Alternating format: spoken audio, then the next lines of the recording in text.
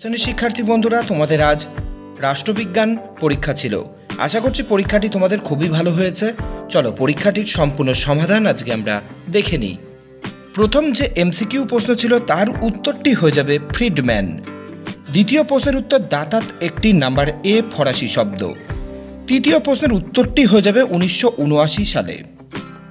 চতুর্থ প্রশ্নের উত্তর হয়ে যাবে নাম্বার বি জে ফ্রাঙ্কেল। পঞ্চম প্রশ্নের উত্তরটি হয়ে যাবে নাম্বার সি কাঠমান্ডুতে। ষষ্ঠ প্রশ্নের উত্তরটি হয়ে যাবে নাম্বার ডি 1999 সালে। সপ্তম প্রশ্নের উত্তরটি হয়ে যাবে নাম্বার ডি 10। অষ্টম প্রশ্নের উত্তরটি হয়ে যাবে নাম্বার এ 1/3। নবম প্রশ্নের উত্তর হয়ে যাবে নাম্বার ডি দক্ষিণ সুদান। দশম প্রশ্নের উত্তরটি নাম্বার ডি 9 বছর।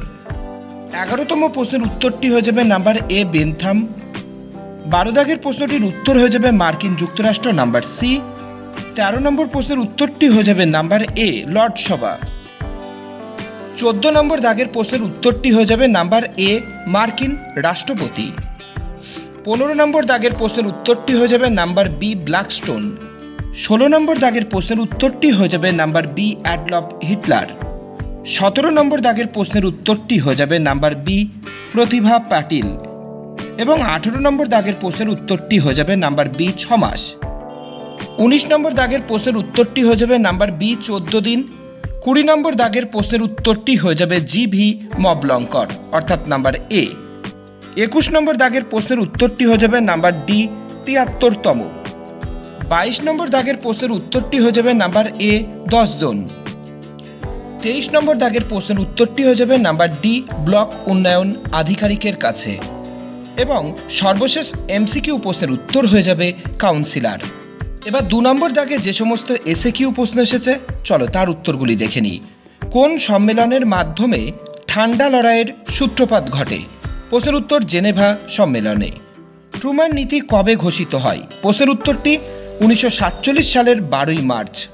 দ্বিতীয় প্রশ্নের উত্তরটি সিয়েটো কথার পূর্ণরূপ কি? প্রশ্নের উত্তরটি south east Asian treaty organization.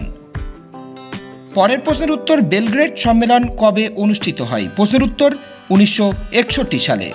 4 নম্বর দাগের প্রশ্নের ভারতের বিদেশ নীতির প্রধান স্তম্ভ কি? প্রশ্নের উত্তর জোট নিরপেক্ষতা। এর অথবা প্রশ্নটি সিমলা চুক্তি কেন সম্পাদিত হয়? প্রশ্নের উত্তর ভারত ও পাকিস্তানের মধ্যে সকল বৈরিতার অবসান ঘটানোর জন্য। 5 নম্বর দাগের প্রশ্নটি ভারতের পরমাণু নীতির মূল কথা কি? প্রশ্নের উত্তরটি প্রথম আঘাত নয়। 6 নম্বর দাগের অথবা প্রশ্নটি গুজরাল নীতি কার সৃষ্টি? প্রশ্নের উত্তর ইন্দ্র কুমার গুজরালের।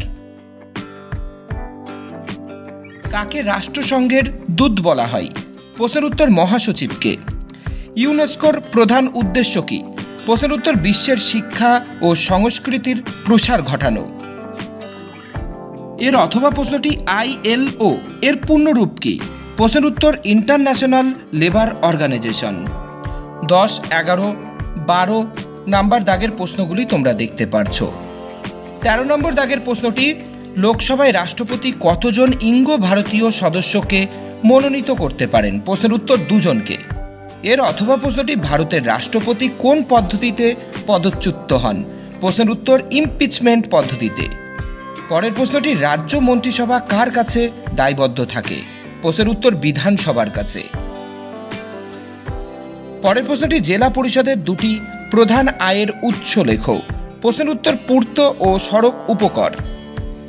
পরের প্রশ্নটি জেলা পরিষদের যে কোনো 2টি স্থায়ী সমিতির কাজ উল্লেখ করো। প্রশ্নের উত্তর উন্নয়ন ও পরিকল্পনা সংক্রান্ত স্থায়ী কমিটি। নাম্বার 2 পরিবেশ সংক্রান্ত স্থায়ী কমিটি। এবার চলো দেখে নিই 3 নম্বর দাগে কোন কোন বড় প্রশ্ন তোমাদের পরীক্ষায় এসেছে। আশা করছি লাস্ট মিনিট সাজেশনে আমরা যে সমস্ত প্রশ্নগুলি তোমাদের দিয়েছিলাম সেখান থেকেই সমস্ত প্রশ্ন কিন্তু তোমরা তোমাদের পরীক্ষায় কমন পেয়ে গিয়েছিলে। তোমাদের পরীক্ষা কেমন হয়েছে সেটা জানাতে কিন্তু একদমই তোমরা ভুলো না।